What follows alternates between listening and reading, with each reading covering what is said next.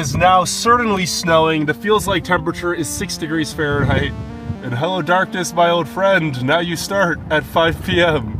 You know, with that in the middle of nowhere side, at least Glasgow has fun with the fact that it's dark, cold, and extremely isolated here. 147 miles. That's the distance from the town I'm currently entering to the nearest Walmart. The nearest Interstate Highway, 150 miles.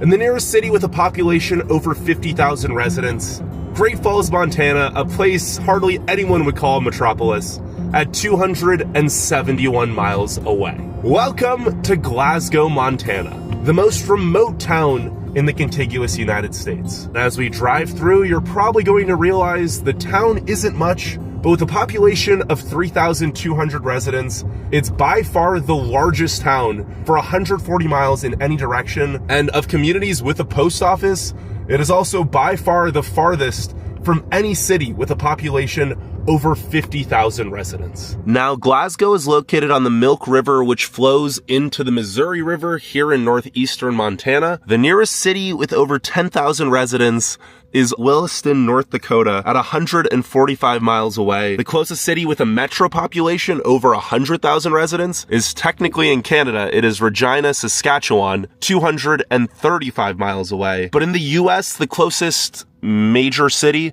is Billings, Montana, at 283 miles away. And Billings isn't even that big, as its population of around 120,000 residents only makes it the 243rd largest US city. But to put into perspective just how isolated Glasgow is, just to get from here to there, it's a 4.5-hour drive through rural 2-lane roads where you'll pass a grand total of 2 towns with populations over 300 residents. I'm going to overlay some footage on the screen, but it looks like this vast Great Plains wilderness for the majority of those 4.5 hours. And Billings is already by far the most remote city with a population over 100,000 residents in the United States. The next closest city, Fort Collins, Colorado, is 487 miles away. Remember, this is Montana, the 4th largest state by total area, but also the 8th least populated state. There are a grand total of 8 cities in this state with populations over 10,000 residents. So the fact that there's an Albertsons with a Starbucks here in Glasgow is huge. I think those are snowflakes on my car. It is currently 27 degrees. It is going to get down to 23 later tonight. And today is November the 18th, 2024. It is still technically fall, yet as you can see by all of these temperatures, winter has arrived in Northeast Montana. Now, Montana is already a massive empty state, but Northeast Montana is perhaps the emptiest region. Valley County, where Glasgow sits, as well as the neighboring 6 counties, have a total population of 27,116 residents, despite taking up an area of 22,800 square miles. Now we're gonna cross under these train tracks, which are a huge reason why Glasgow exists seemingly in the middle of nowhere, so far away from other population centers. This is downtown Glasgow. I'm gonna be walking around in just a little bit, but Northeast Montana is similar in size to West Virginia, yet it has a population density of 1.18 people per square mile. That's similar to Alaska, a state that's nickname is literally the last frontier. If you're wondering what life is like for the 3,200 locals who live in this extremely isolated part of the country, as well as thousands of people in surrounding communities who use Glasgow as their main hub for shopping or services, well, in a few moments, I'm gonna be meeting up with a local named Sean. He's gonna show me the ins and outs of what life in this incredibly fascinating, hard to access town is like in one of the most remote, seldom visited, sparsely populated, and frigid cold parts of the country. But this here is the beautiful Milk River, a tributary of the Missouri River, about 15 miles southeast of here. And before the city was built, before you heard those thunderous trains, it probably all just looked like this. Vast Northeast Montana wilderness. But before we meet up with Sean, how about I tell you how this city even got here in the first place? Now, the Nakota, Lakota, and Dakota peoples have inhabited this region from at least the late 16th century until the late 19th century. But the modern European settlement was founded in 1887 right here on these historic railroad tracks. This was the Great Northern Railroad, and there's still actually an Amtrak stop in Glasgow for the Empire Builder Amtrak route, which goes from Seattle to Chicago. Glasgow's name is actually completely random. The founder of this railroad town just spun a globe, and the town that his finger landed on was Glasgow, Scotland, and thus Glasgow, Montana was born. For the first 50 years or so, it was a very small homesteading community, but in the 1930s, the New Deal led to the construction of this massive dam. We'll be going to the Fort Peck Dam later today. It's actually the largest hydraulically filled dam in the US, and because of that, there was a whole swath of employment opportunities created by the dam. So the population actually grew from just 2,200 residents in 1930 to 3,800 by 1940. You hear the train horn starting, BNSF. That is not an Amtrak train, but the Amtrak station is in this old historic Glasgow station building on one of the main streets in Glasgow.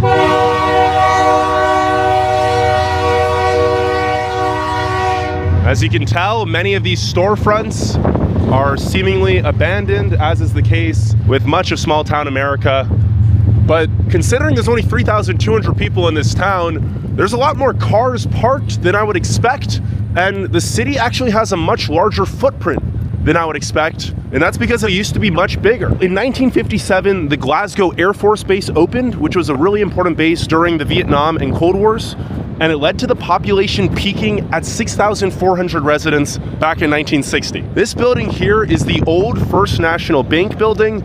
It was built back in 1914. A lot of the architecture in town is mid-century modern, or this futuristic style of architecture called Googie style, as many of these buildings were built in the 1960s. But sadly, in 1969, the Air Force Base closed, and as that was the primary contributor to the economy, the population steadily declined to around half its peak population, but over the last 15 to 20 years, the population's actually stabilized at around 3,200 residents. Now, this building right here is the Valley Cinema. It was originally the Servant Theater, opened back in 1955. This is some of that Googie style architecture. It still shows 2 films per day. There's Red One at 4:25 and 7, and Best Christmas Pageant Ever. I don't believe it is open right now. Yes, it is closed. The price of tickets are $9.75. And funny enough, there was actually a crying room in the theater where mothers could still watch the movie even if their baby was crying. Snowflakes are certainly falling. And wow, that is a beautiful post office. So this building was built during that New Deal era where a lot of money was coming into town due to the dam. 1939, this post office was established. It is getting windy. The temperature has risen to a balmy 30 degrees Fahrenheit, although with that wind, it feels a lot colder. Now, in the modern day, Glasgow is by no means a large city, but similar to how Billings is an important hub for the even more sparsely populated surrounding states, Glasgow is the hub for Northeastern Montana, so it actually has a lot more amenities and services than most towns its size. There's a McDonald's here, there's a hardware and drugstore, there's Pizza Hut, there's even a hospital and airport actually. And if it weren't for that hospital and airport, the even more remote surrounding communities would struggle to survive. Now, this building here is the Loaded Toad, one of the only cafes in town, and it famously has some cool art installations, such as this one, middle of nowhere. Sean is not ready to show me around Glasgow, so we're gonna meet at the Loaded Toad. But before I go there, just real quick, as we see Ace Hardware, this is the Valley County Courthouse building. Glasgow is the county seat of Valley County, Montana. This modern building was built back in 1973, although the old courthouse built in 1940 is right behind it. And the entire population of Valley County, despite being 5,062 square miles large, is just 7,513 people. That's a population density of around 1.5 people per square mile. And look over there. Beautiful little church. So are you born and raised here in Glasgow? It's 40 miles north of here, yes. So Glasgow is considered like the city for you? Yes. I went to school in a little town at Opheim. And what was the population there? Well, when I was in school, what were we, about 350? Now we're down to about 40. So you live in Glasgow now, though? No, I live up on the farm. Oh, so you drive all the way down here just to get coffee and see your friends? Well, my wife is giving blood today. But yeah, groceries. We drive 40 miles for groceries. So I had her visit, I said, you need to be here in February. Those are the warm months. So it's warm right now. The wind chill is 6 degrees. That's warm. Gwen was here a little bit ago. When she was going to school, the chill factor was 100 and some below zero. Okay. Yeah, you're here when it's warm. What was 48 below wind chill last year? You know, we were gone all the time, so I missed last year's cold. Like 47, 48. There was one year that we went a month where we never got above zero for highs. So you're here when it's warm. So do you like living here with this cold and isolation? When I was younger, yes, and now not as much. I enjoy traveling. But this is home. Like here, a month ago, I was down south of St. Louis. Great place to visit, but this is peaceful. So you've seen real cities then? Oh, yes. I do a lot of traveling. So if you weren't able to travel often, like, would you still be happy living here? I did for 60 years, yes. Oh, wow. And so you drive all the way down to Billings for the airport? Or do you? Yes, we do. So that's another 4.5 hours from here? Yeah. It takes us 5 hours from our place to Billings, and it takes us 5 hours from Billings to Tampa. Fly. Stuff you can't find in Glasgow, what's the closest place you go for like Walmart or other supplies? Walmart's Williston and Havre. That's 160 miles each way from Glasgow. That's why it says the middle of nowhere. For medical, is that the nearest medical as well? Depending upon what you need here, otherwise Billings. I've had shoulder surgeries. I had them both done in Billings. Air ambulance service right out of town here, so you can get there quickly, or to Denver, wherever they need to go. Billings is a great place to live. Yeah. I also noticed the incomes are actually quite high here for being middle of nowhere. Do you know what the main jobs are? Well, the hospital is the main employee, the state's the other employee, county, Niemont, and the railroad. We're in the middle of nowhere. This is Candy's establishment, the Loaded Toad. You really play off of the whole middle of nowhere, huh? That's right. We are the middle of nowhere. Because they have meetings, they have annual meetings at the elevator. Do you enjoy living in the middle of nowhere? Absolutely. My daughter recently is attending University of Utah, and we go to Salt Lake, and I cannot wait to get back. So you drive all the way down to Salt Lake? We do. Okay. There's just way too many darn people. In Salt Lake? Yes, that's crazy. So is Billings for you, is that considered like big already? Yes. So you really are very rural to your bones. Yes. Do you ever find that there's things you can't find in town or the remoteness is a problem? Yes, sometimes getting supplies is tough. We have to pay a little bit extra shipping, or else you take extra time to go to Billings. I also own car wash and detail shop. Being in the middle of nowhere trying to get our parts is pretty tough, but we can always seem to find our coffee. And where do you guys get your coffee from? We get our coffee from Wildcat. They're located in Bainville, Montana. Smaller than Glasgow, so I mean, really the coffee's roasted locally. Wow. So this is Sean. He's going to be showing me around Glasgow today. If you want to just introduce yourself, what you do. Hi, I'm Sean Heavey. I'm a photographer and in the middle of nowhere, and this is my gallery. And you're connected to the coffee shop, right? I actually own this building. Oh, with the coffee shop too? Yeah, so I bought the building 7-8 years ago. It was abandoned. I also own the middle of nowhere courtyard that you saw. You put up the... I put up the sign. Oh, okay. Yeah, that's mine. We have the Glasgow Courier newspaper. There's still a newspaper in town? Yep. Really? Yep. How, is it once a week or?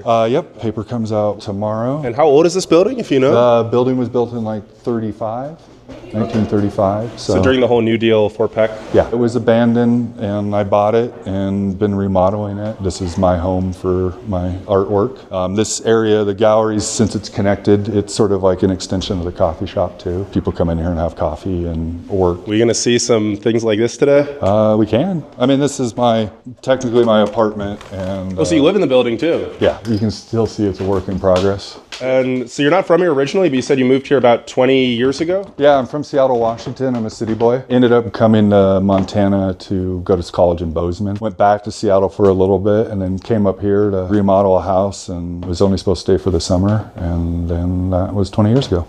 So you just fell in love with Glasgow? Yeah, well, I mean, I'll show you the rest. This is actually my studio portion.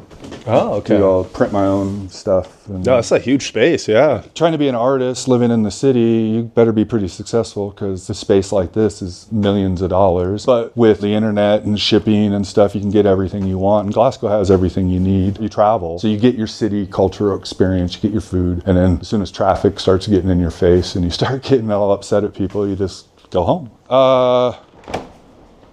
Oh, thank you so much. So this is my apartment. Oh, wow. That's a really nice space. This used to be a clothing store. This empty lot, that used to be a building and it burnt down in the 90s. So have a lot of the businesses closed down since you moved here? For a long time, people who grew up here move on in life, get your jobs. Nowadays, there's some younger people that are moving back. So there's a group from Portland. They started up a cafe called 2Ds down the street, and another group bought a building and they just remodeled it. So it's like you're starting to see some money invested into the area. Glasgow's, because of the Fort Peck Lake, which we're going to go see, gets more of that tourism. Ever since Robert Redford's A River Runs Through It movie came out, it's all about fly fishing in mountains. And so like Glaciers just Glacier Park, Yellowstone. But now everybody's starting to focus more onto the eastern side of it. And I would argue that the eastern side has a different beauty. The eastern side is where Big Sky Country, the motto, came from. And this area is all about the skies. And you got the Missouri River here too, right? And you got the Missouri River, which is not a whole lot different than when Lewis and Clark went through. I mean, there's areas I could take you to look exactly the same as Lewis and Clark's time. I'm gonna grab one coat.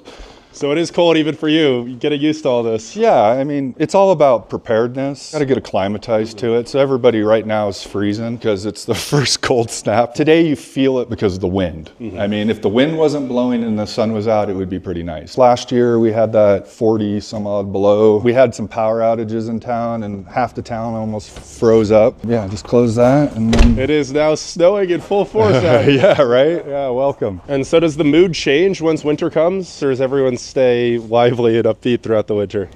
It depends on the day and the coldness. What's the average like coldest week temperature wise? Usually in February we'll have a week, 2 weeks of 6, 7 below is a high. 20, 30 below is the cold.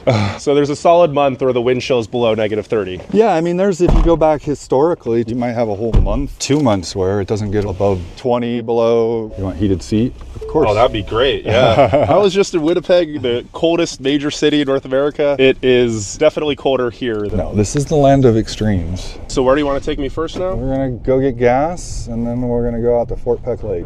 Post office on the left here, FBI office is upstairs. You were asking the other guy earlier about what's the job base in Glasgow. We have a lot of government offices, the FBI, USDA, Fish, Wildlife and Parks, Weather Service. So a lot of those, hey, there's a tumbleweed. Oh yeah. Oh yeah, there you go.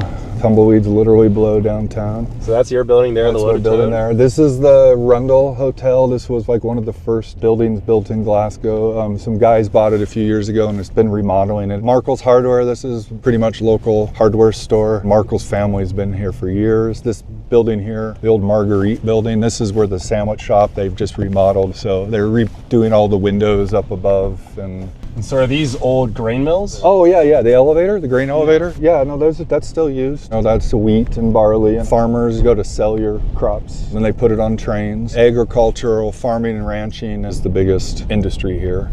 So a lot of people in the surrounding, even more rural places, this is like the hub to sell their goods. And... Yeah, I mean, depending on what crop. Oh, so this right here is the Highline, US 2. Yeah, this is Highway 2. Yep. So this goes to Seattle and then to... Chicago. You know, if you go west 8.5 hours, you'll still be in Montana. That's how big Montana is. Yeah. And you still go east, you still got 2.5 hours before you get out of Montana. So have you explored most of the state of Montana?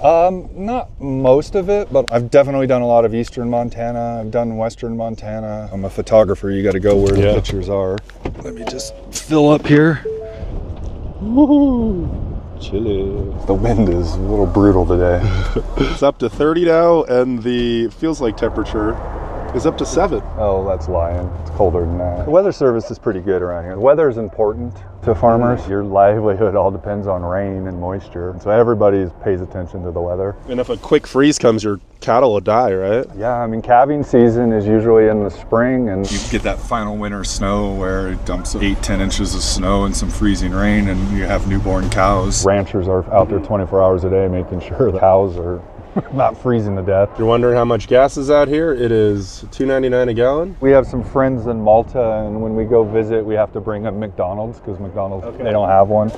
Well, Sean, what is it like exactly living here in the middle of nowhere? It's actually fun. I mean, I grew up in the city. You can do whatever you want in the city. Somebody's always done it. There's always something to do. And here you sort of have to think outside the box. That's how the Loaded Toad came about, the coffee shop, is because people wanted good coffee and there really wasn't any, and so you have to build it here. This is also an area where you have to be prepared. You have to think about weather, where you're going, the time of year. We're on paved roads right now, but I could take you on the roads that if it gets wet, you could be stranded. Dirt here is very high clay based, and so it will turn to gumbo. I know a friend that got stuck in a rainstorm on one of those roads. His truck was stuck for 2 weeks. And it's not very big, so you have to rely on your neighbors. I've been here 20 years, and people would argue that I'm not from here because of that close-knitness. There's not a trust of outsiders. So when you first moved here, were people not very receptive in the beginning? It took a while to make friends? Yeah. It is a little bit harsh that way because I'm not from here and I'll never be from here. But the most part, people are really nice. It seems like you have a lot of friends here now, right? Yeah, I mean, I know a lot of people. That's the nice thing. Growing up in the city, you walk by everybody on the subway. You might know your neighbors. You know your group of friends you're connected. Well, here you just see people so often that you end up saying hi to them. You stop on the side of the street on the way to the post office. So, I mean, there is that community connection where you feel more connected. Right after Thanksgiving, there's a big benefit for a lady who's undergoing breast cancer treatment. Everyone's going to pitch in, have hamburgers and an auction and try to raise money. There's a clothing drive for kids. Last year, I think town raised $40,000 in 6-7 hours, and that money goes towards buying kids coats and gloves and boots for the winter. You know, the fireworks for the 4th of July is paid for by a bucket in the middle of downtown, and everybody throws money into it. There's no AT&T, there's no big corporate sponsors. Oh, here's the Milk River we're going over. Yeah. So going off of all that, do you find people have more of a say in their local government and what people want done in the town actually gets done? Yes and no. There's definitely a lot of talk, but there's not a lot of stepping up. People are busy, and government's one of those things that there's a big distrust of. Even at the local level? Even at the local level. There's not very much participation. And so we are driving through some farmlands in rural northeastern Montana. Would you ever see yourself moving out of Glasgow one day, or is this the place you're staying? Probably stay. This is a nice home base because, you know, the world can get crazy. Cities are fun. I love the food and the cultural options, but the daily pace of city life with all the traffic, oppressiveness that comes with it, it's nice to come out here where you can decompress. I got some camping spots that I can spend 10 days and never see anybody. Is there a lot of wildlife out here too? Oh yeah. Mule deer, white-tailed deer, antelope, elk, moose. There's moose. There's moose. In the field. It's like not in the forest. Oh, yeah, wow. Down the Milk River we just passed. Bighorn sheep. Oh, yeah. Mountain lions, porcupines, skunks, foxes, coyotes. And so how cold does it have to get before these cows go indoors for the winter? Oh, they never go. They never do. -40. They're still out here. Oh, yeah. And they survive. Oh yeah. They're into their what they call winter pasture. So like during the summer, the ranchers put them out and they eat the grass and forage out in the summer pasture. And then during the winter, they bring them closer to home. But no, they stay out. When it's really cold, they have frost all over them.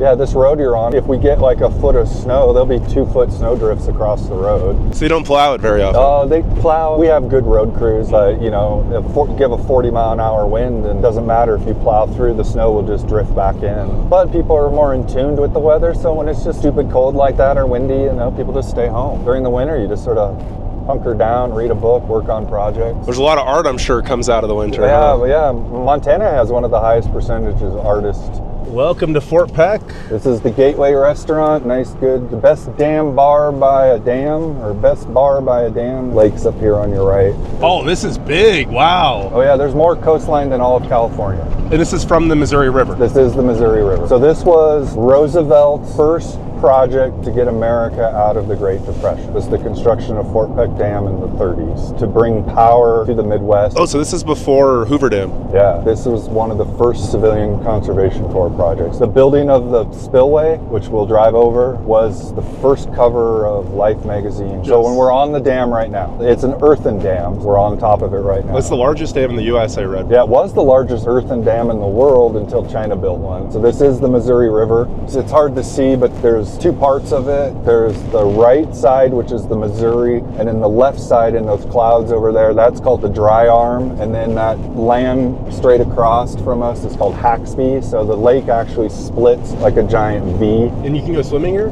Sure. I mean, it never really gets super warm, but when it's 110 outside, that feels great. Okay. Yeah, it just goes on and on. Wow, this is crazy. They have called the Governor's Cup Walleye Tournament here. So there's 200 boats all in the marina, and as soon as the tournament starts and they go out in the lake, you wouldn't even know there's a fishing tournament because the lake's so big.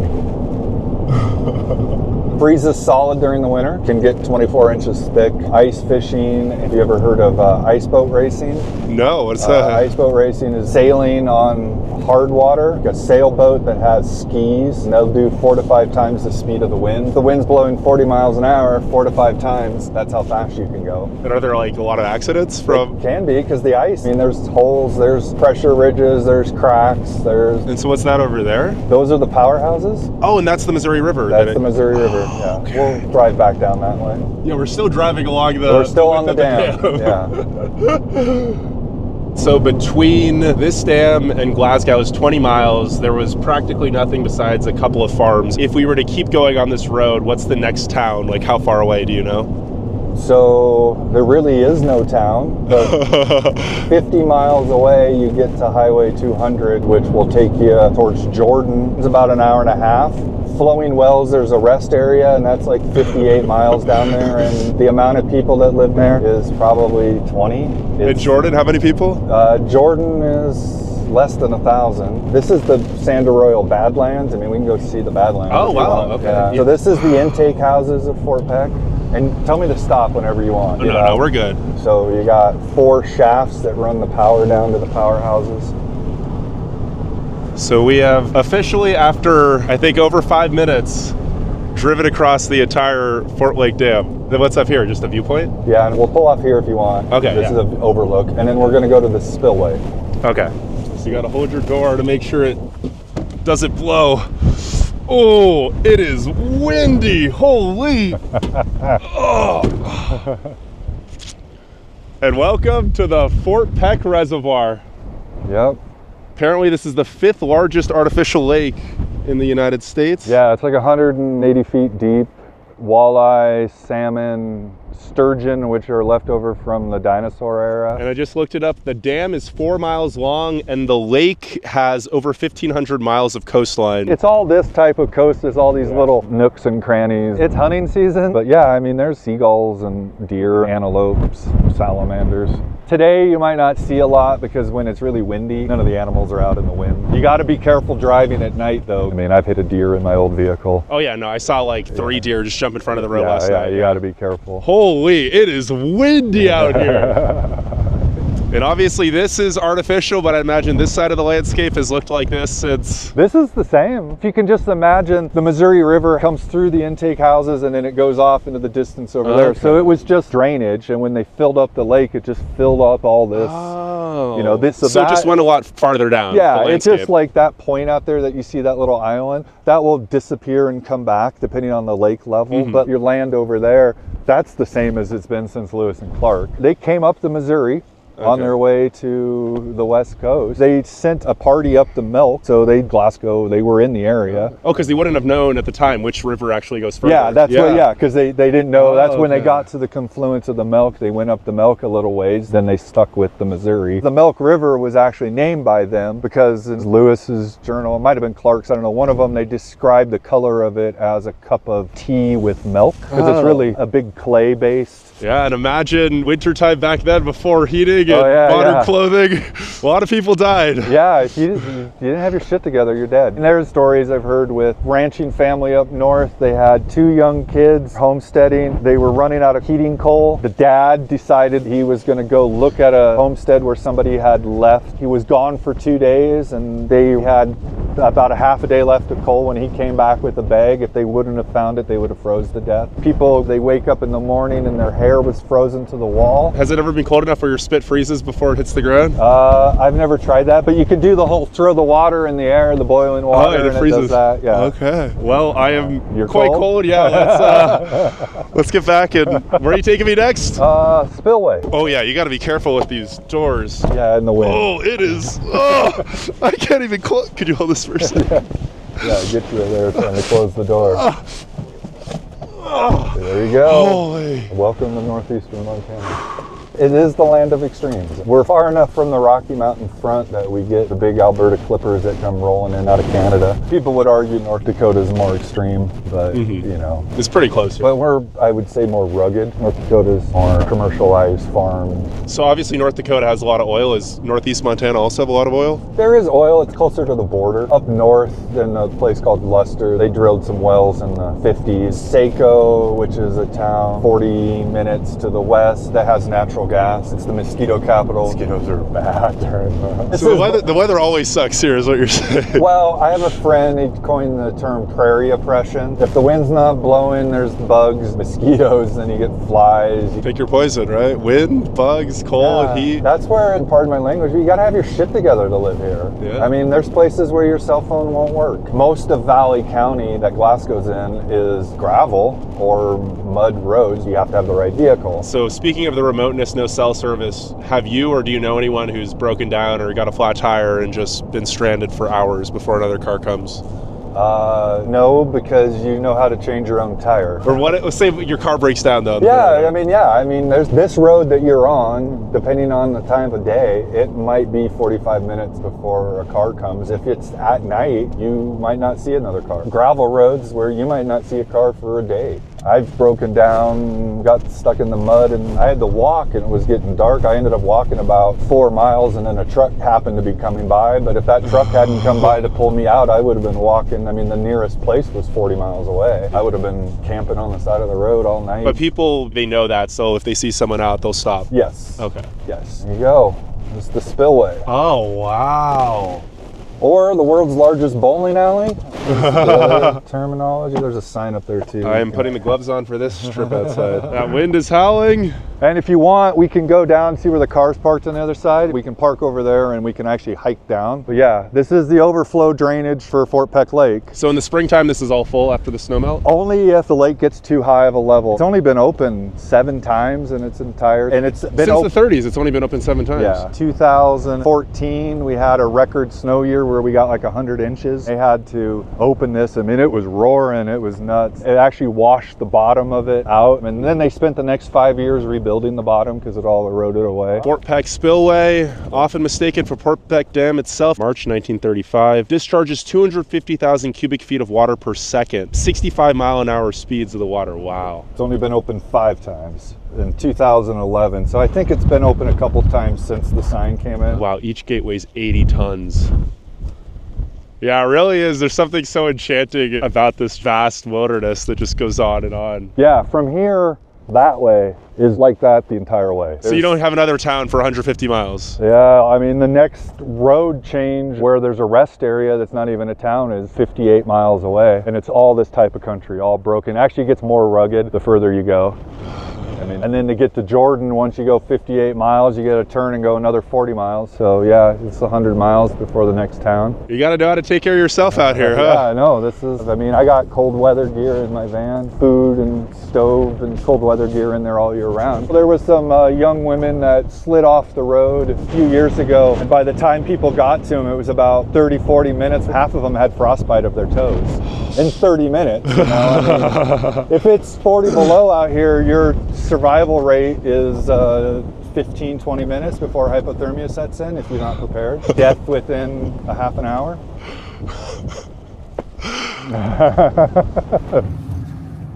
Yeah, it really it feels like the Wild West out here.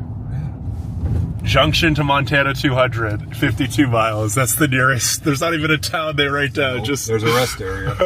Is there a gas station at the rest area? Oh, no. So there's no business there. It's just like... No, there's a rest area and then a couple houses. But yeah, no, the nearest gas would be in Circle or Jordan's. I don't know, Brockway. I think Brockway has gas. The coat is coming on. The coat is coming out. Obviously, layering is very important in this part of the country. Yeah, you have 2 wardrobes. You have a summer wardrobe and a winter wardrobe. Yeah, watch out on that ice there. Oh, this is ice right here? Oh, yeah. Oh, yeah. Oh, yeah. Woo! Wow. What's your favorite little bit of history about this part of the country? I don't know. I think just the age of it, the whole Homesteading Act and what it took for people to come here. Homesteaders, here's your free piece of land if you can work it for a couple years. The next group was, let's build this. This is put America to work after, the Depression. Come up here and this temperature is colder and say, we're going to build this. But over 10,000 jobs I read Yeah. to build this thing. Just the sheer scale, and they designed it on the fly, and they started construction 7 days after it was approved. I'm like, can we do that anymore in America? There you go. Don't fall.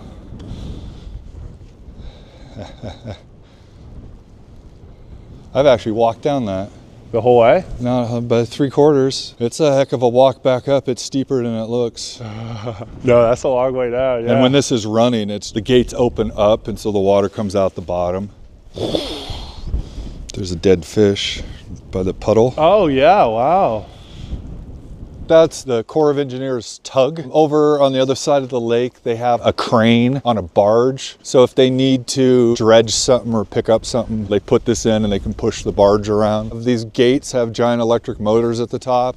And there's also a train track. In that building on the far side, there's a train with a crane on it so they can bring that out over and lift up the gates and do maintenance. Wheeler was one of the tar paper shanty towns set up when they built this. I'm sure there's a lot of ghost towns in this part of the country now. A lot of them are gone. To a farmer, some of those towns, those houses mean a couple extra acres of land. And then the taxes, if it was a building, you'd have to pay taxes on it. And so a lot of them have been burnt and destroyed. I also have heated gloves too. Long underwear. I mean, I'm wearing fleece lined pants. Again, it's a wardrobe change. During the summer, it's all shorts. And during the winter, it's bundle up. And so how long does winter usually last? January, February, March. It all depends. I mean, we've had winters where it doesn't get really cold. You'll have some days like this, but it doesn't really get cold till the 1st of January. 2 years ago, 1st of November, the temperature just dropped and it was cold. We also get these Chinooks that come out of Canada, these big warm fronts. If one of those roll through, it could be like 50, 60 degrees, and then a week later, back to this or colder. I was gonna go cruise down by the actual powerhouses of Fort Peck so you can see them. Okay. And so this is the big reason why Glasgow even has, like, most of the buildings downtown, the population it has today is from Fort Peck? Yes and no. When the railroad went through, you had a lot of buildings built to support that. So that was the first inflow of people. The next group was the building of Fort Peck Dam. The next big flow after that was St. Marie, the former Glasgow Air Force Base. Oh, so the ghost town is the former Air Force Base. Yeah. Okay. And we'll go there later too, right? Yeah. It was that post-World War II, build a base for strategic bombers. In the middle of nowhere. In the middle of nowhere. The thought was if the Russians were going to invade, they were going to fly over Canada and bomb the United States. And so they put the Air Force Base with nuclear bombers on it so they could retaliate. And then up on the border, all the way across the entire U.S. border, they built all these radar stations, these first alert radar stations. Dennis, who you interviewed earlier, his wife, father, that's how she got the town. He was the major in charge of that. Lewis and Clark overlook 1,000 feet. I guess they... we were at, yeah. They didn't come during the winter, though. They spent the winter on the Washington coast, and they came back the next year. I don't know if you've ever read any history of those. Those were some tough people. And on this gravel road, there's another car. First car we've seen in quite some time. Here they are, the powerhouses. And so, where does this energy go, do you know? It goes all over now, but mostly it goes to the Midwest. Oh, really? Yeah, so Glasgow doesn't get any of this? We get some of it now, but originally, like, most of the power lines go east, and it was originally built to feed, the Industrial Revolution in the Midwest, your auto manufacturer plants. You ever take a canoe down the... Yeah, we kayak it. People come up here and fish. There's 2 powerhouses. We're only seeing the one here. So this one was built in the 70s. The one behind it was the original. So you're saying you know people that have gone down the entire Missouri River from Montana to the Gulf of Mexico? Yeah, 3 of them over the years. It's such a long trip, they'll take a break and go into town and resupply. I think it's like 3 or 4 months if you were to do the whole thing. Yeah, it's like 2,400 miles, I think, right? yeah. And they used to have a ferry where they would bring their cows across the river from winter to summer pasture. But in Montana, there's still a few ferry crossings where they still operate. Really? During the summer months. We drive onto this ferry and it has a cable and they pull you across.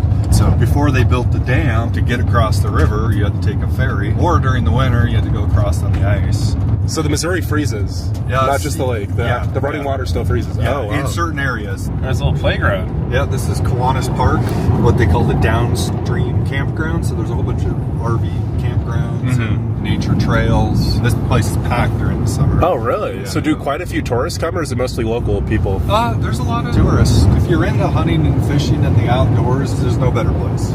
The administration office for the Fort Peck Dam. This is the headquarters of... And this building's from the 30s as well? This was built by the Army Corps of Engineers that built Fort Peck, and this is still their administration building. Western Area Power Administration, WAPA, they're the ones that actually control the transmission lines once the power is generated at the dam. But this is the town of Fort Peck. On your left here, this is the Fort Peck Hotel. So this was like one of the original bunking areas when visitors came during the construction of the dam. It's open during the summer months as an actual hotel. Okay. It's haunted. Do you know any other haunted stories about Glasgow? I've had some people tell me some things. There's deer, but nothing really. Oh, wow. Yeah, there's some deer out there. And Just in the middle of the town. Yeah. Got snow on its back. Wondering what we're doing. This is the Veterans Memorial. Oh. Northeastern Montana Veterans Memorial. So this was built just 10 years ago. Yeah, it's a cool little memorial. And so, did this town exist before the dam was built? No, Fort Peck was the administration town. And people still live here to just maintain the dam, or in general? You know, there's people who live here just in general. There's people who live here who work on the dam. There's people who work in Glasgow. There's second houses for people who want a house at the lake. On your right, this is the Fort Peck Theater. It's a historic theater. This was where they showed movies and had theater performances for everybody during the construction of the dam. Wow. It still operates today. They run 7 shows throughout the summer and the weekends. Come out here on a Friday night or Sunday during the day matinee, and this place is packed. I guess as someone from a bigger city in Seattle, what's the biggest difference between life here and a city?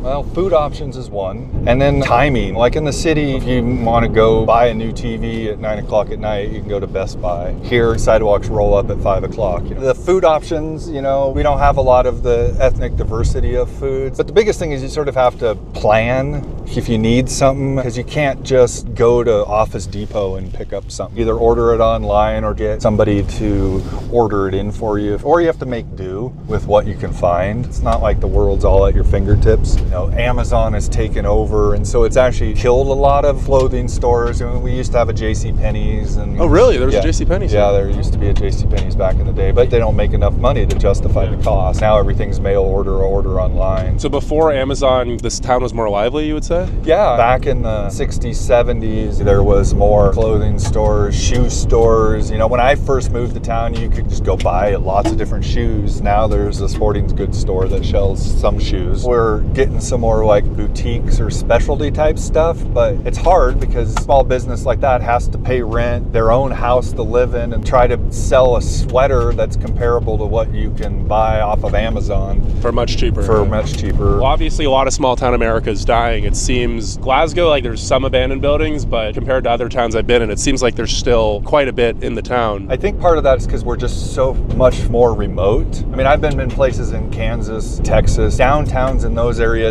are abandoned, but half an hour away you got a pretty major city. Because Glasgow is this for 100 miles. Yeah, the next major town, Billings, 4.5 hours to the south. Williston's 3 hours to the east. Moose Jaw up in Canada is 4 hours. You sort of have to have some of that. Yeah. But it is a challenge. There's definitely wear and tear on your vehicle within a week of having this and driving on gravel. And I don't drive on gravel that much. The rocks broke the whole container that held the important part for the sensors. It's just different. Luckily, they don't use salt out here on the road. Oh, they don't? Really? It gets so cold that it doesn't even freeze. Well, when it's really cold, the roads will blow off. That's why they're elevated like this, and they mow the edges, so the snow will just blow right across them. And so what percentage of roads are gravel like this? In Valley County, 90%. Oh, really? So it's just the main highway that isn't? Yeah, this is a good road. Yeah. So the bottom of your car is probably getting shipped like...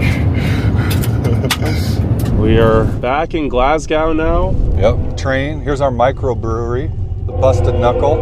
Okay. This used to be a radiator repair shop, and the guy would fix your radiators and your starters. And he started making beer at home, and he decided to open up a brewery. Is it good beer? Oh, it's good beer. And so is Williston like the nearest place you consider a city? Or do you not even consider Williston a city? I don't know, Williston's, it has a nice downtown. The oil boom really gets weird because it's like an oil town, city, suburbs. You know, Billings, city, but it's a lot of suburbs. I don't even know if I consider them all cities because growing up in a bigger city, like I consider San Francisco, Chicago. But Williston would be like the place where you can get everything that you need if you can't find it here. Yeah. I mean, it has a Walmart. So how often would you say you go to one of those places? I don't go to Williston that often. I go to Billings. I probably go at least once every 2 months. Okay. Or Bozeman. I go to Bozeman just because I have friends that live there too, and I used to go to school there. But yeah, at least a month. Hit Costco. Oh yeah, I was about to say, you stock up at Costco when you're down there? Stock up at Costco. You fill up this whole truck of stuff? Yeah, and I have a portable freezer, 12-volt fridge, and I always get meat and quiches and berries and toilet paper, you know. All because I'm about to say, like an hour drive, maybe it's fine, but 5 hour drive's a long way. I mean, our stores are good. You can get lots of really good stuff here. A lot of these have been donated to me because once photography went digital, nobody wants to throw them away. These are ration packs. 1963 from the base. Is there food still inside and whatnot? Oh, crackers. Wow. Saltine crackers. Wow. Hello. There's Sam himself. How we doing? Good. Howdy, Sam. How you doing? Hello. Mango. Nice to meet you. Owner of Eugene's Pizza. Okay. So are you born and raised here in Glasgow? Yep. Oh, wow. All my life. So how has the city changed throughout your life? You know, it kind of grows, it kind of shrinks a little bit, but it always kind of maintains the same population-ish. Glasgow's the most remote town in the contiguous U.S. I guess. Is someone from here? Like, do you even notice that at all? Well, we definitely notice that it's a long ways from anything. I mean, our nearest city that we go to is Billings, which is 280 from us. 280 miles, yeah. Yeah, Great Falls is 270. Fargo's, I think, 280. Or not Fargo, I mean Minot. Our family, we're very, very local shoppers. So we want to try to buy everything we can in Glasgow. Of course, there's stuff you can't get, but everybody helps everybody in a small town. Community comes together. When, say, something tragic happens, Glasgow comes together. It's pretty neat. So is that your favorite thing about living here is the community? Yeah, the people. Okay. Yeah, it's awesome. Do you know a lot of people still here from when you were a kid? Oh, yeah. A lot of my classmates still live here. Wow. Do you still get together? Yeah, we do. Oh, wow. That's awesome. we do. Wow. So what's the biggest misconception about living in a place so very isolated? I think it keeps the good people here and the riffraff out. People don't like that kind of cold. I've got sat my pickup in my driveway when it's 44 degrees below zero. That's the coldest you've experienced? Well, I've experienced colder, like wind chill. Wind chill makes it down to like 60, 70 below zero. You've felt 60, 70 below? Yeah. And what's that like? It's miserable. Do you go outside and do stuff? Or You know, if you have to, you have to. You know, vehicles don't want to start, even if they're plugged in. Everybody's got a block heater. People that can't take it, maybe make it a winter or two and then they move on. Or maybe there's not enough shopping for a particular person. Honestly, the cold doesn't really bother me. In a way, it's good for you. It's good to get you outside and moving your muscles. Summers are good. They're hot. We got a lake. There's just a lot of really good positives. I've been here 58 years, so I don't really ever want to go anywhere else. Do you mind the isolation or do you actually like it? Nope, I like it. I mean, I know we're missing out on some things like just say concerts or rodeos or whatever people like to do. When you drive into town and you see all this traffic, you're like, oh, geez, I got to wait 2 more minutes. Or in Billings or something like that, you got to plan a half hour, 40 minutes to get somewhere. Here, you can leave at 5 to 9 to be there at appointment at 9 and you might be a minute early. One of the things that makes Glasgow really nice is all the surrounding towns. There's 10 or 15 towns around, anywhere from 30 to 50 miles away, or Malta 70. And this is like the hub for this whole northeastern Montana area. Yep, and that's what makes Glasgow tick, is all of this, besides the townspeople, but all the small towns around it. My mom and dad bought Eugene's in 1967. I was 11 months old, so I've been going to the same building for 57 years. My parents did it for 25. And we've done it for 32. What's best pizza in Montana, you were saying, right? Yeah, we've been voted best in Montana 5 or 6 different contests. Every one that we've been in, we've won. There's a lot of people who are pilots around here. They will like order a pizza and then they'll fly from an hour away into town and get pizza and then fly it back home and it's still hot when they get there. Have you ever flown out of here? Oh yeah. Does it just go to Billings or anywhere else? Billings, Wolf Point, Great Falls, I I think. think it goes to Missoula, but I am not sure. It's a small airplane. There's like 9 people on it. And you see the pilots, you see it right behind the pilot. Sometimes you're sitting next to it. Yeah, sometimes you're sitting next to it. Getting a central air service, so like to fly to Billings is $49 one way. Oh, wow, that's not bad at all. It's very great for people that have doctor's appointments and just need to go down for the day and Come back after. Oh, the same day, Yeah, sometimes there's more TSA agents than people on the plane. Glasgow Scotty's is right there, Scotty's. We have a homecoming parade. We get the Saskatoon bagpipers dressed in their kilts, and they come and they play the parade, and then they do what's called a pub crawl. So these are the two nearest towns, are Malta and Wolf Point, that would have Malta, sizable populations? Yeah, Wolf Point's 45 minutes that way, and Malta's an hour that way. Wolf Point has a McDonald's, Malta does not. Have the same problems that have reached a lot of rural America? Are they here? Like, are there drug issues? Oh yeah, fentanyl. Wolf Point's on the Fort Peck Reservation, and reservations have all those inner city problems. Is there a homeless population in Glasgow? No, it's too cold. I mean, during summer, there'll be people riding the trains. You know, every once in a while you'll see homeless, but the climate's too harsh, so we don't have full-time. Here we are, Piper's Bar and Casino. Yeah. That's Reynolds Market. That's Reynolds. And then Eugene's Pizzas over there in the corner. Oh, there's a furniture store still? Yeah, Town and Country Furniture. You can buy appliances, stoves and TVs and carpet. Let's get a little bite to eat. Yeah. Hey. How are you? Howdy, how you doing? Good. Are you Levi? No. I am Brent. Brett, nice to meet you. Mango. Nice to meet you. He's doing a YouTube video on what it's really like to live in the middle of nowhere.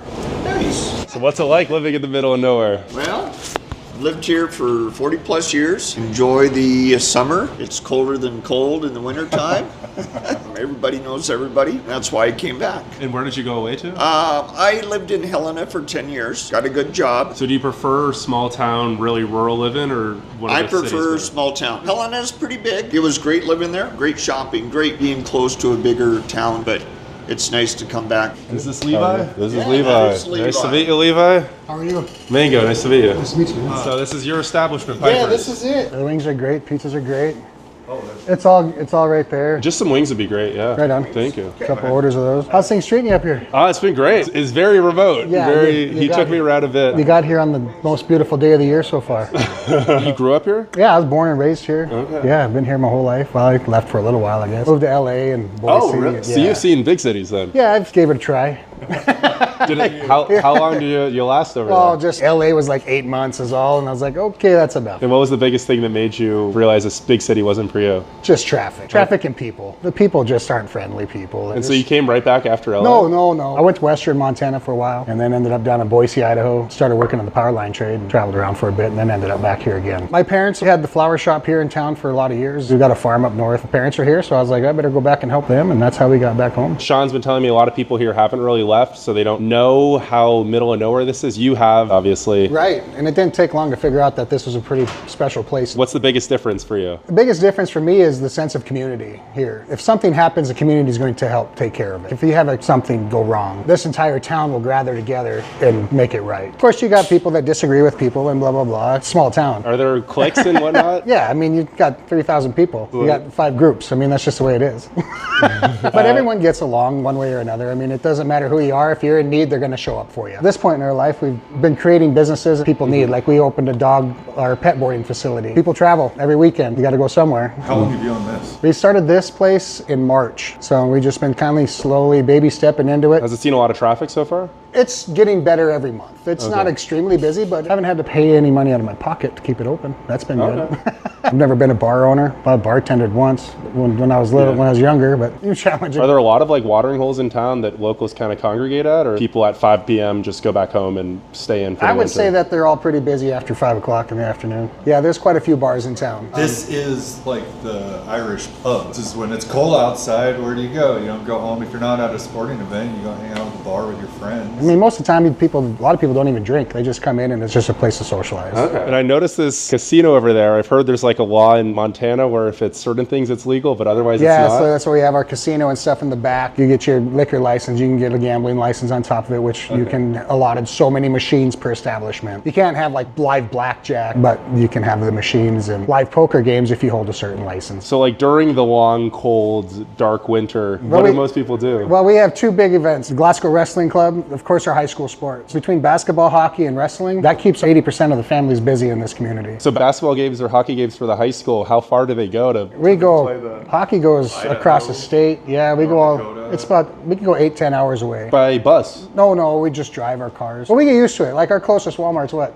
2.5 hours away. Driving is just part of living here. So you drive regularly 4 or 5 hours. Easily. I've been coaching high school sports for probably 10 years. I was in football for about 8 years, and now I'm doing track. You'll get on a bus and you'll go 4 hours. Like on a school day or just on the weekends usually? Could be on a Thursday, could be on a Saturday, is what it is. But we get used to it, you know? Yeah. It's nothing to go 4 hours to go get something and come back in the same day. Guess we'll go to Billings, we'll see you tonight, you know? Yeah. And we do have a plane that comes in and out of town, depending on weather. If the weather's crummy, it doesn't go. It's blizzarding out or raining or windy terrible, like today? The wind doesn't really stop it, but fog, snow, thunderstorms will stop it, yeah. What's the worst thing about the winter in your opinion? Oh, for sure, the cold. Dark isn't bad, it's the cold. Oh, okay. I'm a power lineman, of course, I work for the power company. We have our challenges. Like last winter, it got to about 50 below zero straight up temp. That wind was screaming and I don't know how cold it was, but we lost power and it took everything we had and plus buddies that own companies in town to get the power up and going because houses were dropping fast. Temperature it was like if the power would have been out for another couple hours, half the town would have frozen. Half the town was that frozen. Cold. You have to be pretty self-sufficient out here. In cases like that, do most people have generators as a lot backup? Of generators going on. They're starting to get more and more. It's an investment, and they're not cheap. A lot of farms and ranches. A lot of people out of town have it. It's traditional that you might be without power. So like everybody out of town has a generator, but within town, it's starting to get. There's a lot of young people moving back. A lot of ranches, people are coming back to those. People are mid-40s, my age. They're coming back. They're buying up businesses and starting them. You're seeing that more often now, which is huge. And how old were you when you moved away? 20. And was that just because you wanted to see the world? Yeah, I was like, what am I going to, I better go. I went to school, college in North Dakota, and I was like, all right, I got to get out of here for a bit. It was fun. I just packed Was there a lot to do here as a kid? Oh, it was a blast. Played sports, baseball, had Fort Peck Lake, one of the largest lakes. We spent a lot of time fishing, skiing, wakeboarding, and then work. Of course, everybody works. Yeah. Whether it's one job or 5 jobs, everyone's working. Well, I feel like it's built into the Montana spirit. Like back in the day, you had to work just to survive, chopping wood and... Sometimes I wonder if it's not the same thing. It is the same. Because it's not cheap. Our groceries are expensive. Everything's expensive. But, you know, Sean grew up in a big city, and there's probably a reason why he's still here. It's better. It's just a better place. It's nice to visit the cities. Not a good place to live anymore. Yeah, everything's changed. And fortunately and unfortunately, Glasgow hasn't changed. Yeah, this thing looks the same as when I was a kid. What does being a Montanan mean to you?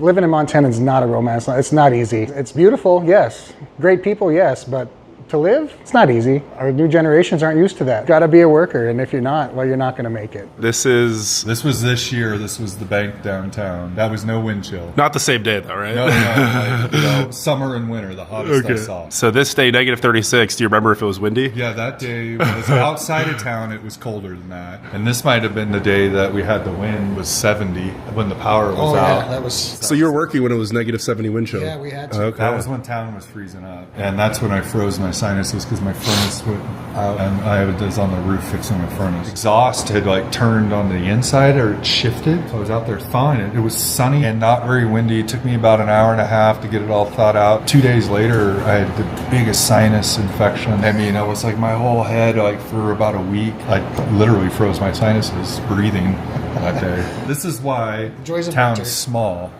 Yeah. It's because you have to ability to live in that. I think that's the biggest reason. Yeah. There was 2 people from Washington that have moved out here, and both of them survived one winter separate occasions. One guy built a house up north on the way to Fort Peck, got the house all done, had one winter, and then the very next year it went up for sale in the spring because his wife was like, no way. So as a local Levi, is he kind of a rare breed that actually lasted 20 winters? He is rare. People that move in don't last very long. Unless they were born here eventually and they came back. If they're just like, oh, this is a beautiful place to live, look at, there's no people, they usually go back home. There's a reason there's not many people, yeah. You gotta have your shit together. Wings were great, by the way. Thank you. What do we have? You do not get used to this wind. As soon as I open the door, just...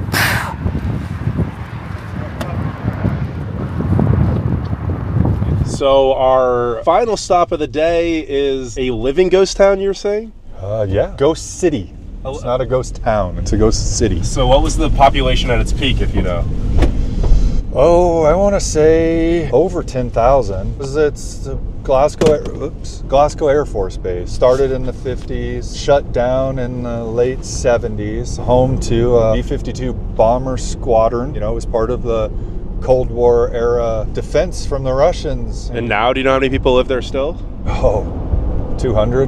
When the base closed, the runway portion and the hangars, the Boeing company bought and use it today for testing products. So commercial airlines, you'll have, you know, the Osprey, that's the one with the tilt wing propeller. One winter was flying around town at 6 o'clock in the morning when it's cold. They were testing it. There's like 8 people that work there that do maintenance, and then like 2 in the office. And the runway's kept clear too and open because it's for emergency travel. And it's actually one of the runways that when they flew the space shuttle could land on. Firefox, the old movie with Clint Eastwood, they filmed up there. At St. Marie? Yeah, the wind blowing us around. Yeah, it's so... look at your antenna. Holy. Wind speed is 34 miles an hour. The wind chill is up to 10 degrees Fahrenheit now. Yeah, right. What was the biggest adjustment you had to make coming from Seattle? When I first moved here, I was working on remodeling a house. The biggest adjustment was like sort of the decompression and slowing down. You know, in a city, you always are having to go somewhere, and let's say you're going to go to a movie at 7 o'clock. Well, you got to get there early to buy tickets and get good seats, so you got to be there at 6:45. Well, then you got to find parking. There's 6:30. And it takes you 45 minutes to drive there, so you better be leaving by like 5, where here it's only 5 minutes across town. So I think the biggest adjustment was just not feeling in a rush, because you don't feel like you're late for something. Because if you do need to go to the hardware store because you forgot something, it's just 10 minutes away. Also being prepared with, like, if you needed file folders, then you couldn't just go somewhere and buy it at Walmart. There you go. Go Big Red. Big Red's the Glasgow football team. Oh, okay. So you got the football and cross country, it's sports, Glasgow High School. It's a lonely place up here, huh? It is remote. I don't think it's lonely. It doesn't look like a lot, but you'll run into people. But there are places you can go where you can go get away. Like in the night sky, we haven't even talked about the night sky. Have you seen Northern Lights here? Oh, yeah, epic. You get out here, okay, what do we see? We got one house. So they'll have a yard light, but other than that, oh, and you got one over there. You got a tree over there. You'll have a tree. There's no street lights. So this, on a clear night, so many stars. Oh, and then we have a hot springs about 40 minutes away. So like in the winter, we always go once a week. Moving here probably made you realize you don't need as much as you thought. Yeah. St. Marie. We have arrived. We are in St. Marie. You know what they call this place? The home of the adventurous. Welcome to St. Marie, home of the adventurous. Yeah, this does look post-apocalyptic with the snow and wind blowing. Yeah, no. Well, you can buy a place here for 30 grand. I mean, you have to do a lot of work. Well, no, those are fixed up ones. So what's like this one over here? $1,000? I don't know. You could probably buy that place for back taxes. Some of these are weird because some of them are privately owned. Some of them part of a condo association. Some of them nobody really knows who owns what. In fact, a number of years ago, there was a group of constitutionalists from Spokane area that tried to annex this as their own country. Got into a big legal battles, basically claim like homesteading rights. And these were all just built in the 50s and 60s, right? This area was like the 70s, 60s, 70s. The base, I think, shut down in like 78, and they were building up until the base shut down. Yeah, like here's a place that people live in. Oh, yeah. But yet, right across the street is, abandoned. Do you know anyone who lives here? Yeah, a couple people. That must be surreal to just, your house is nice, and then you were saying there's a place where half the duplex is really nice, and then half the duplex is this one right here? Okay. Yeah, like this is a fourplex, and look at the right side. Holy. And look at the left side. The fourplexes, but people will buy the whole thing and then knock out walls between them, and so you end up with 6-bedroom, 4-bath, 2 kitchen, 2 basement house. Like, look at this garage. See, like half the garage has a new roof. Yeah. And the other half is not. Yeah, and the other door doesn't even look like it opens anymore. Because on the fourplex, you get 1 garage and 1 unit. No, I've been to a lot of ghost towns. This is a ghost city. Living ghost city, right? Yeah, living ghost city. And there's some parts that are completely abandoned, but... Oh, you said there's an old hospital? Are we able to see that? Oh, yeah. We're on our way. Oh, it's actually really big here, huh? Yeah, we're on our way. So you're saying someone making a post-apocalyptic movie used this place as their backdrop? Yeah, no, we filmed here for 10 days for like a short trailer version. We filmed in the hospital and a lot of road scenes. We filmed at the old movie theater. You know, this is obviously one of the more sections where people live. Again, there's this condo association, so like the area that's part of the condo association has more people living in it, but then like 2 blocks over that way might be completely abandoned. So was this city bigger than Glasgow back in the day? I don't know if it was ever bigger, but when the base was running, I mean, he had a full fighter squadron, bomber squadron, all their families. There's 2 schools, church, post office, grocery store, bowling alley. So here's one of the schools on your right. Oh, wow. Levi was in Brent at the last place where they were talking. They used to come up here and play basketball. That was the gym on the left of this building. That big. So it was still intact. Yeah, it was still intact. That's what, 20, 25 years ago? Yeah. You can see the roof's bad. It's unfortunate. It had a really nice floor. Does the state or county still maintain like the roads and whatnot, or is it just? Some of the roads are county roads. There's no state roads. A lot of them are technically town roads, so they're maybe plowed by people up here. But no, a lot of the roads, that's why they're so bad. Is this part of the military installation? Oh, it's a cell tower. And this is the other school? Yeah, this is another school.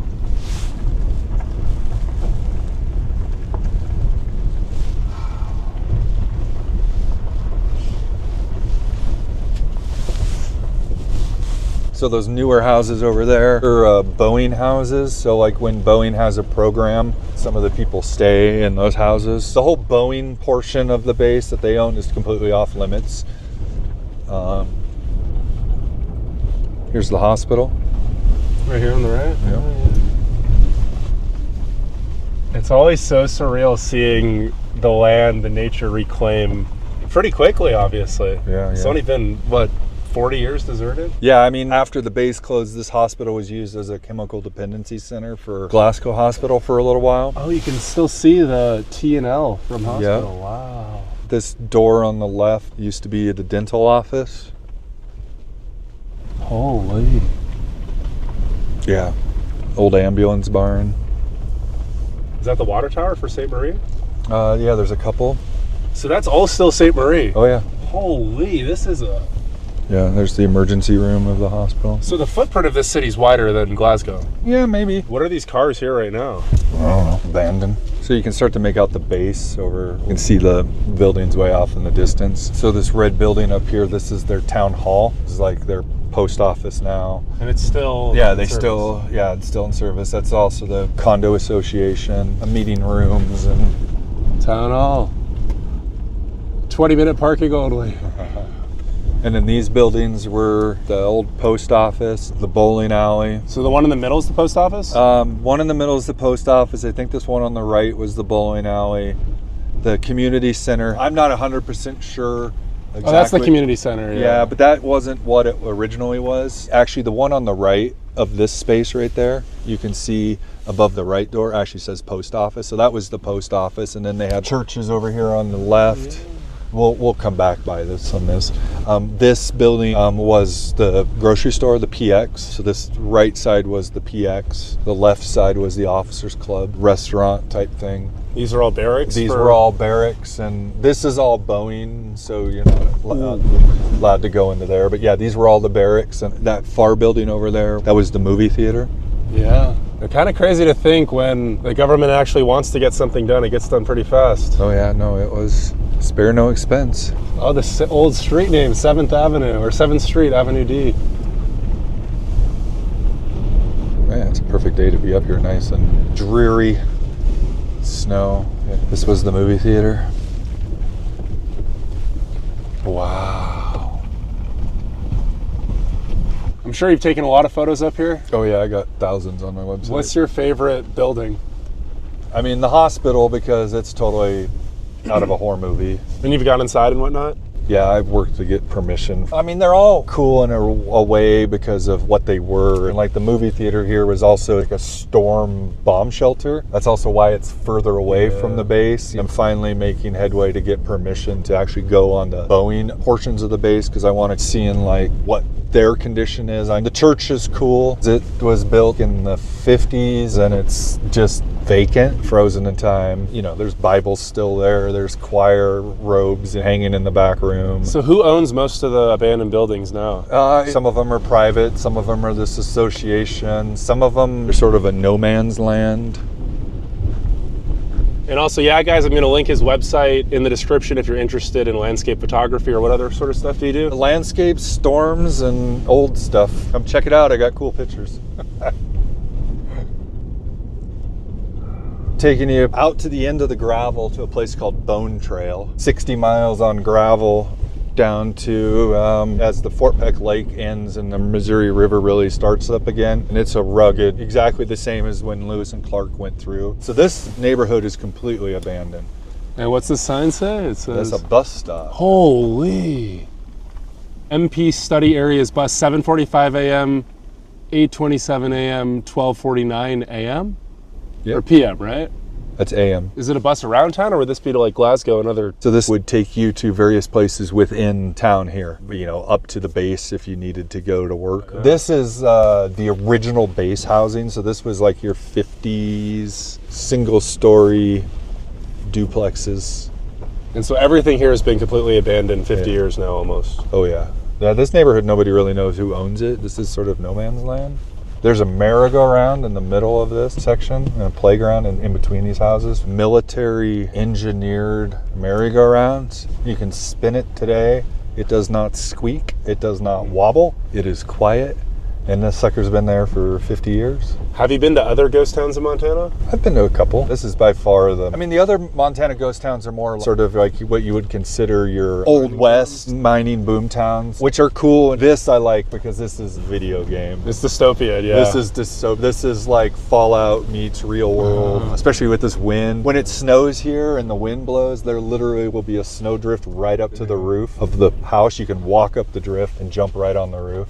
As a kid, you learn about the Cold War. It always seemed like a dreary time, and what it kind of would have looked like, it definitely was a very dreary time. This was happy. I'm sure there were kids running around everywhere, everybody playing baseball and riding their bikes all over. There's an actual big Facebook group about people who live here, and they'll share stuff, the stories of their childhood. Talking about Fallout, do you know if there was a Fallout shelter here? Oh yeah, there's Fallout shelter. And this was a military base. Nukes were here.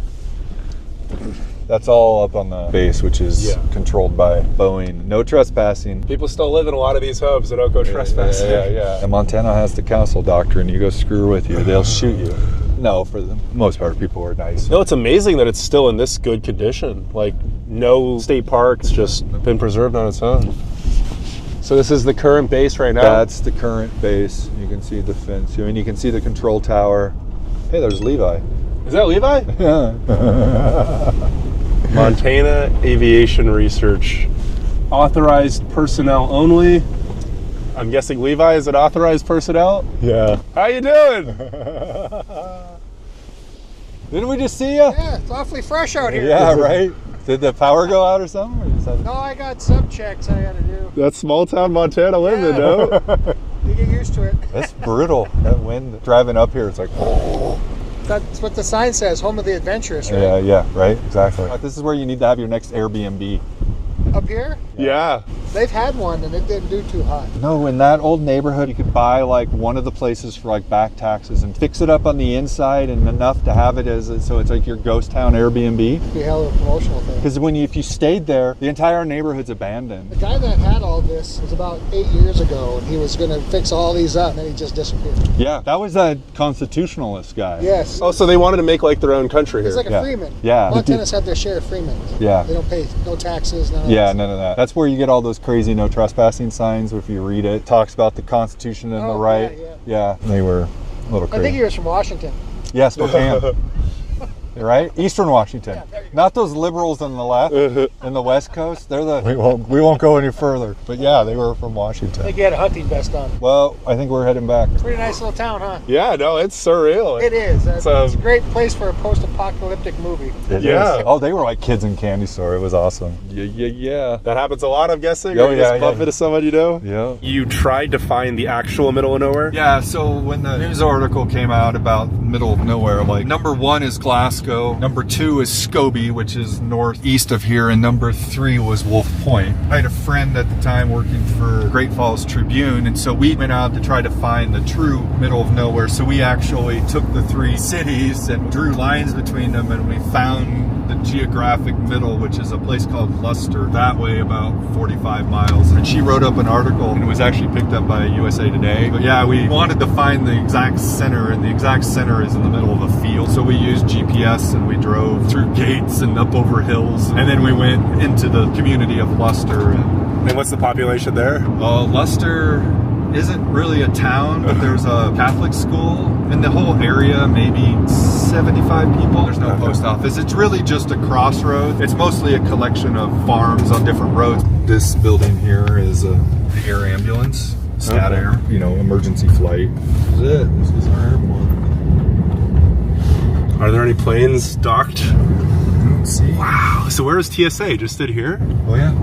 Is all of that little building? Wow. Yeah, well, it's only actually this bump out portion. Literally the TSA is like 500 square feet. You like walk in through a metal detector, then you have to wait in like 5 little chairs. There's no bathroom once you go through your TSA, so you got to go to the bathroom before. Welcome to Glasgow Local Field Airport. Yeah, you walk out, get on the plane pulls up right in front. We get a lot of doctors that fly in. They come in for like the day and do their specialty work that the doctors here don't do. If you were here longer, we could get you on a biplane ride. There's a guy who has a biplane. That's our weather service, so there's the National Weather Service. They get paid on their job that they do, not where they live. Oh, the police department's up here. It's not by the county courthouse. Yeah. The sheriff is in the county courthouse. Oh, okay. But this is the Glasgow. We'll take the long way. And just driving by time, we found Sam. Yeah. Just going to work. Just going to work. We saw Levi up at St. Marie because we went and talked to him, and then he was at St. Marie checking too. So Have a good one. So Eugene's Pizza's opening now? They don't open till 4. Yeah, cool town. Thanks for showing me Glasgow. Yeah. Thanks for coming. And apart from St. Marie, Montana has over 100 fascinating ghost towns. So let's say 10,000 likes if you want to see a video dedicated just to Montana ghost towns. Comment any other remote or rural destinations you want me to explore. And if you're wondering how I managed to charge my car in this incredibly remote part of the country, I had to drive about 20 miles an hour under the speed limit the whole way from Estevan, Saskatchewan, and just barely eked into this RV park with 1% battery. I have been charging for quite some time, however. We are at 99%. And our next stop is Billings. I'll see you there next week. This is the rest stop at the end of the road from Fort Peck as we get to the junction of Montana Highway 200. This has been one of the most beautiful sunsets I have seen in my life. Jordan to the right, Circle to the left. I'm going to Billings, so you're heading to Circle.